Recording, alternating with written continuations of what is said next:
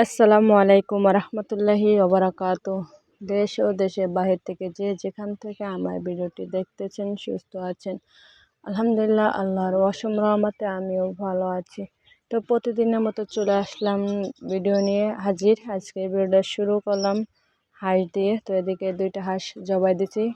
তো আমার কাছে সবচেয়ে সাদা অ্যাকুরেট যে হাঁসটা, ওইটা আমার কাছে এত সুন্দর দেখায়। তো চোখ দুটো এত সুন্দর, মানে বলার মতো না। তো আমার জবাই দিতে অনেক মায়া লাগছে, তারপরেও কী করব, জবাই দিচ্ছি। বাড়ি মেহমান আছে। তো মেহমান আছে আমার মেজো আপুর স্বামী, এবার ছোটো বোনের স্বামী, শ্বশুর শাশুড়ি, আর বাড়ির পাশে যে আমার পরের যে ছোটো বোনটা, সেই বোন, ওর স্বামী, তারপরে ছেলে দুটো, তারপরে আরও মানে টোটালে প্রায় 13-14 জন মানুষ হয়েছিল। এদিকে আমি ডিম একটা করে মানে ভাজতে আছি। সব নিজের হাতে রান্না করছি আমি।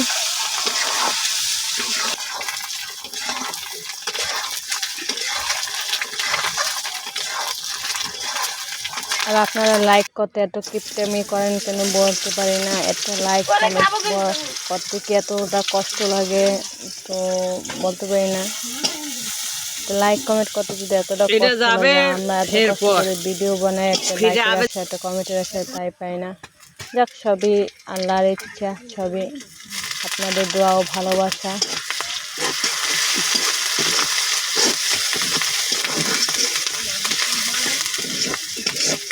তো এখন এই যে পেঁয়াজটা হালকা মানে ব্রাউন কালার করছি, এখন জিরা বাটা দিয়ে দিলাম, আদা বাটা দিয়ে এখন এটা ভালো মতন কষাইয়ে,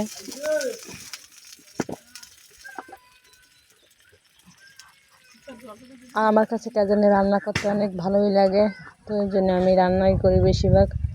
তো এখন দিয়ে দিলাম মরিচের পাউডার দিয়ে দিলাম।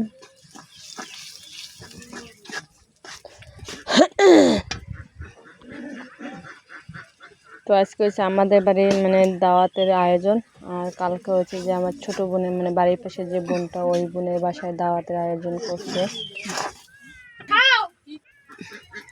তো একটা ডিমগুলো দিয়ে দিলাম এখন ঝোলের ভিতর।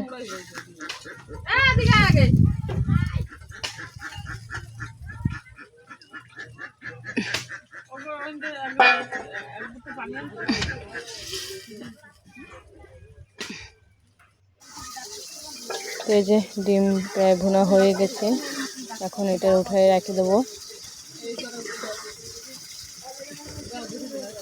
আর এখন রান্না করব মাছ। তো এদিকে আমি মশলাটা আগে থেকে কষাইছি, এখন দিয়ে দিলাম লবণ, মরিচের পাউডার, হলুদের পাউডার দিয়ে এটা ভালো মতন কষাবো।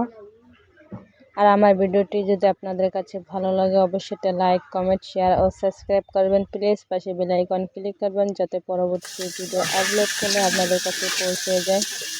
তো আমি চাইছিলাম মাছটা ভেজে দেবো, তা আমার আম্মু বলছে তাজা মাছ, যেহেতু শোল মাছ ভাজা লাগবে না, কষাইয়ে দে। তো এই জন্য কষাইয়ে রান্না করতেছি। মানে শোল মাছটা একটা তাজা জেতা মাছ, এই জন্য আর ভাজতে দেয় না আমাকে। তো মাছ রান্না করা হয়ে গেছে, এখন রান্না করব মুরগি রান্না করব।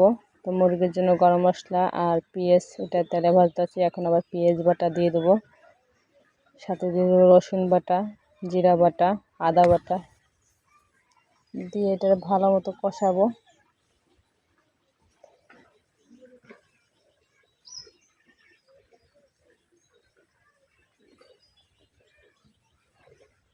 তো এক এক করে এখন হলুদের পাউডার, মরিচের পাউডার দিয়ে দিতেছি, লবণ দিয়ে দিলাম।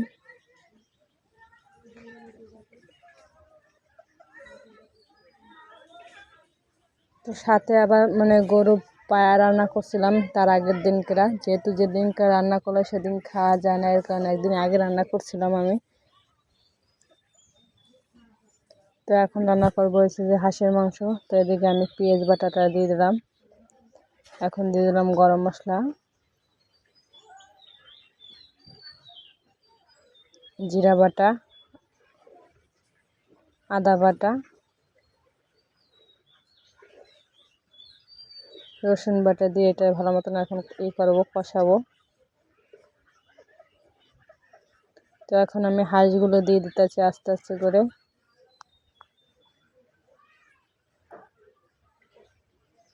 ইদানিং কেন আমার মানে শর্ট ভিডিও তো মোটামুটি যা হয় ভিউ ভালোই হয়, কিন্তু বড় ভিডিওতে কোনো ভিউ আসতেছে না।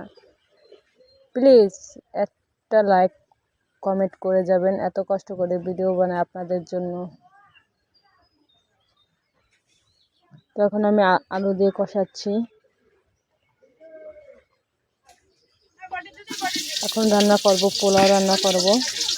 তো পোলাও